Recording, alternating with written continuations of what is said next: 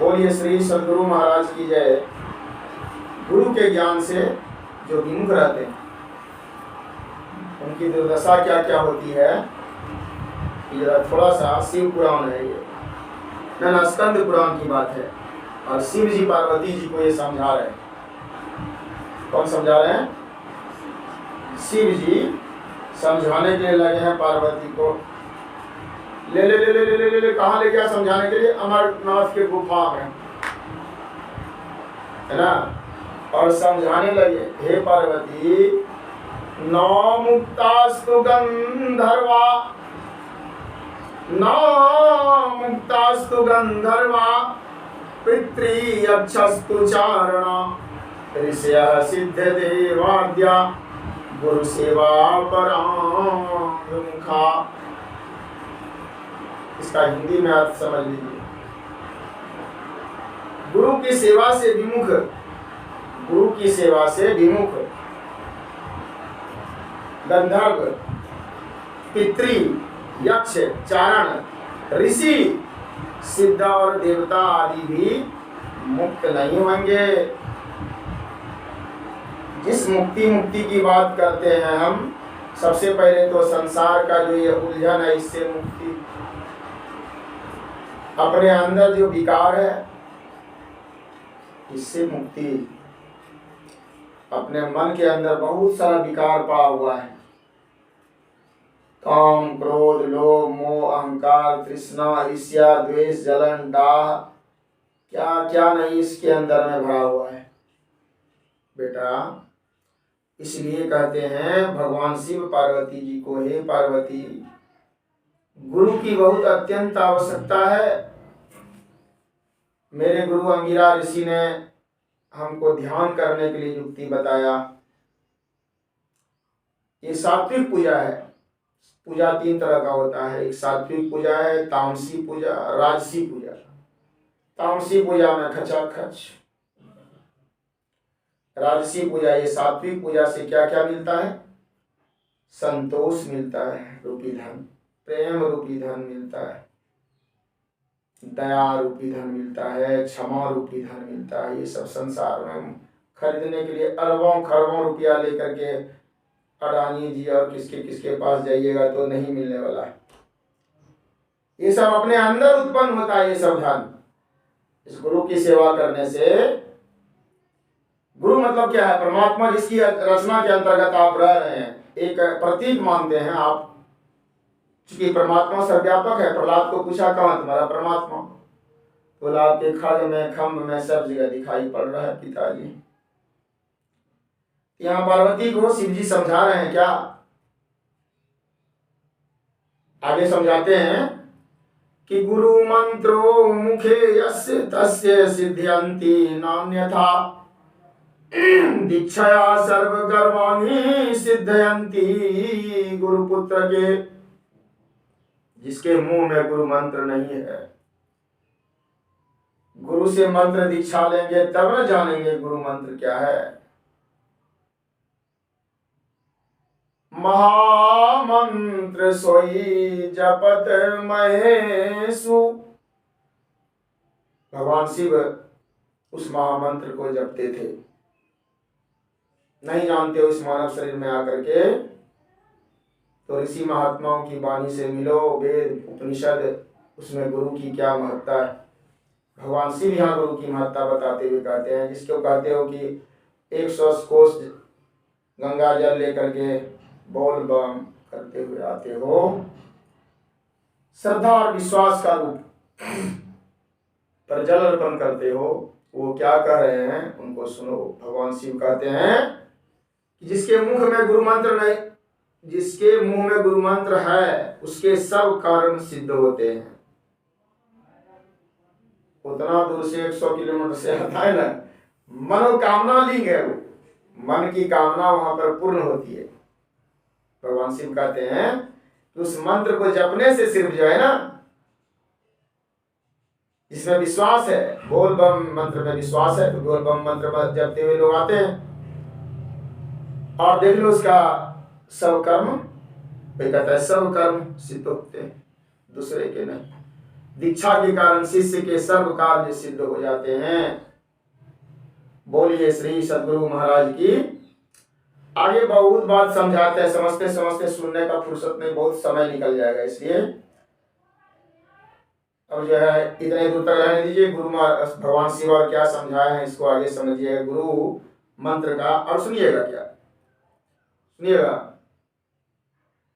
7 करोड़ महामंत्र विद्यमान है, भगवान शिव कहते हैं। कितना है? सप्त कोटको कोटि महामंत्रा, सप्त कोटि महामंत्रा सिद्ध भी ब्रह्म कारका, एकैव महामंत्रो गुरुरित्यक्षर द्वयम्। 7 करोड़ महामंत्र विद्यमान है। ये सब चित्त को भ्रमित करने वाले हैं।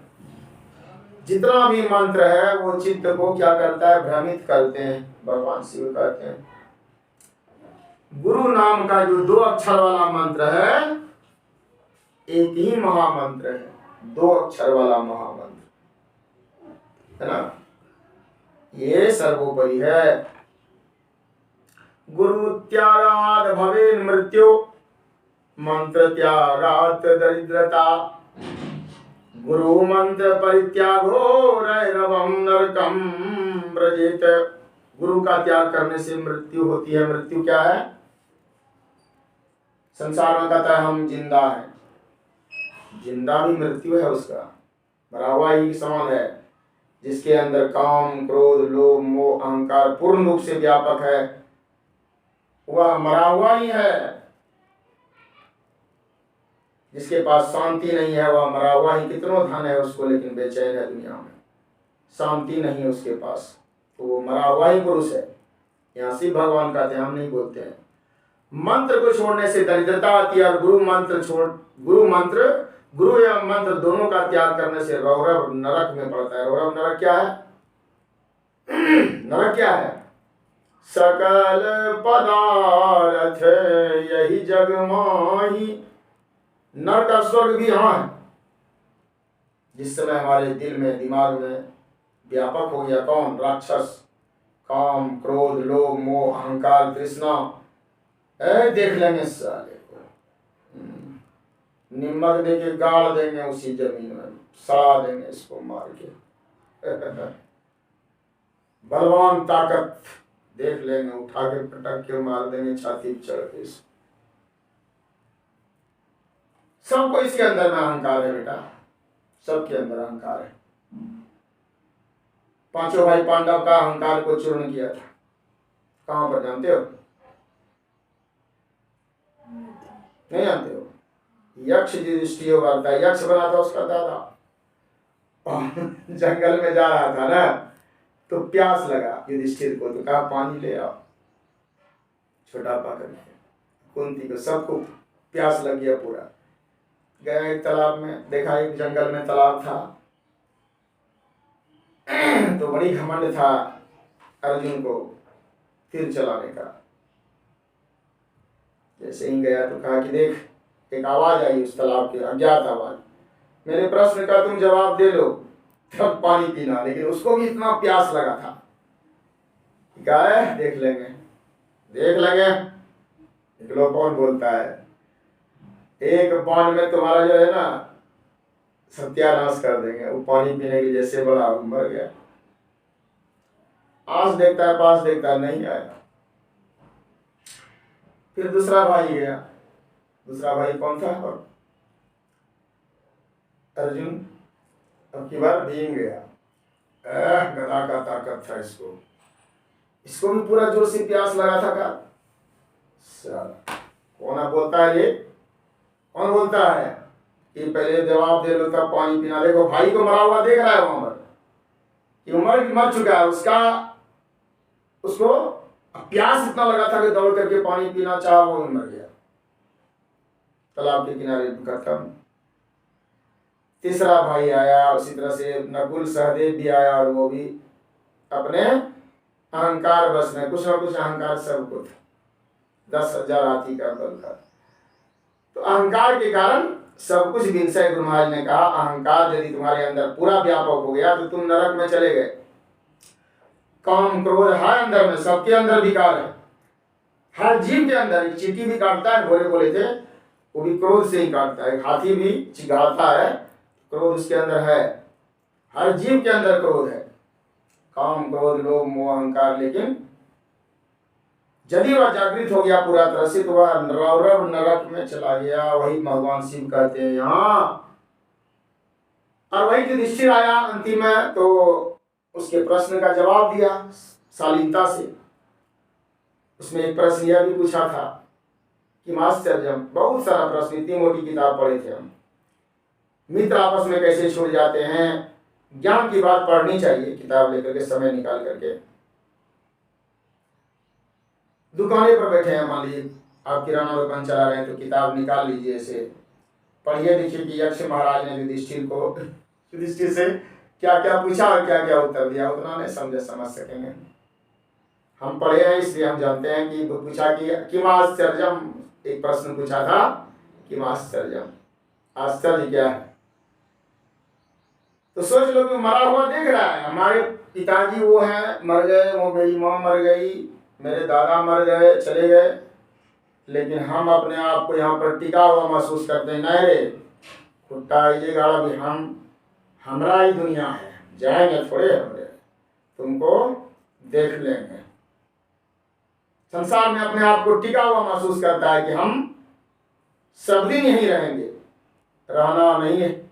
कबीर साहब ने भी समझाया, रहना नहीं, देश वीराना है यार। यह संसार कागज की पुड़िया, बूंद पड़े घुल जाना। तुम कौन अहंकार में चूर्ण हो। बहुत बड़ा बन गए, राष्ट्रपति, प्रधानमंत्री, दुनिया सब चीज बन गए, लेकिन यदि तुमने इस गुरु का ज्ञान, यानी परमात्मा का ज्ञान, इस मानव शरीर में ही एक ऐसा शरीर है जिसमें कि हो सकता है उसका ज्ञान हासिल, और इस शरीर में आने के बाद भी तुम पशु की तरह संसार में अपने समय को बिता रहे हो, तो तुम्हारा क्या दुर्दशा होने वाला है, ये तुम आगे भगवान शिव से जान लो, है ना। अंतिम में कहते हैं भगवान शिव की, गुरु रेको जगत सर्वम ब्रह्म विष्णु शिवात्मकम, गुरु परतरम नास्ति तस्मात् पुंज भेद गुरुम। ब्रह्मा विष्णु और शिव सहित समग्र जगत गुरुदेव में समाविष्ट है। गुरु ब्रह्मा गुरु विष्णु गुरुर्देवो महेश्वर, गुरु साक्षात परम ब्रह्म तस्मै श्री गुरुवे नमः। किसने लिखा? रामचरितमानस की पहली पंक्ति लिखा, बंदो गुरु पद पदुम परागा। क्यों लिखा? तुलसीदास को पूछो जाकर, पूछो कि पहले गुरु की वंदना की। हनुमान चालीसा में क्या लिखा, उसको भी देखो। पहला पंक्ति लिखा, गुरु की आवश्यकता है, और हम लोग गुरु से अलग हैं, यानी ज्ञान से अलग हैं। कबीर साहब ने कहा, गुरु नाम है ज्ञान का, शिष्य सीख ले सोए, अज्ञान मर जाने बिना गुरु और शिष्य न कोई। इसलिए गुरु की यदि आप किए हैं, और थोड़ा भी समय मानव जीवन में आकर के हमारे बात से नहीं, आपके जो पूर्वज ऋषि महात्मा कह गए हैं, उनके बात पर थोड़ा ही विश्वास करते हैं, तो अवश्य जो है भगवान शिव की बात को मानिए। और फिर अब समय नहीं है ज़्यादा, हमको भी दूसरा काम में धंधा है। बोलिए श्री सद्गुरु महाराज की जय। ये हमारे गुरु महाराज हैं, तस्वीर इनका देख लीजिए, महर्षि नहीं परमानंद जी महाराज, ये गुरु महाराज हमारे हैं। और इनके ज्ञान से जो कुछ भी लाभ लेने का कोशिश करते हैं। और इन्होंने कहा कि संसार की संभाल करते हुए संसार के पार नहीं देखो, रहना नहीं देश गिराना है, इतना याद रखो तो तुम भ्रष्ट नहीं होगे, तुमको जेल नहीं जाना पड़ेगा, तुमको घूस फूस लेकर के भ्रष्टाचार करप्शन में लिप्त नहीं होना पड़ेगा। थोड़ा देर भी अपने भारत में जो ऋषि महात्माओं का ज्ञान है, हम क्या दिन भर यही करते हैं क्या? बस ये अभी उतारेंगे इसको और फुल पैंट कमीज पहनेंगे और उसके बाद अपना काम में लगेंगे गुरु महाराज के पास। सात्विक भोजन अपने परिश्रम की कमाई से उपार्जित धन को खाएंगे, कुछ घूम घूम करके बेच लेंगे, उससे जो फायदा होगा उसमें जीवन यापन करेंगे, आनंद से जिएंगे। ये जीना भी कोई जीना है लल्लू, कहा अंतिम में तो गाना सुने थे, तुम जो जीते हो, तुम्हारे जीने का जो ढंग है वह तुम ऋषि महात्माओं से कम मिल करके सुनोगे जीना कैसे है, जीना कैसे चाहिए, है ना। जीने की कला सीखना है तो ऋषि महात्माओं से सीखो। और फिर बोलिए श्री सद्गुरु महाराज की जय। आरती संग सतगुरु।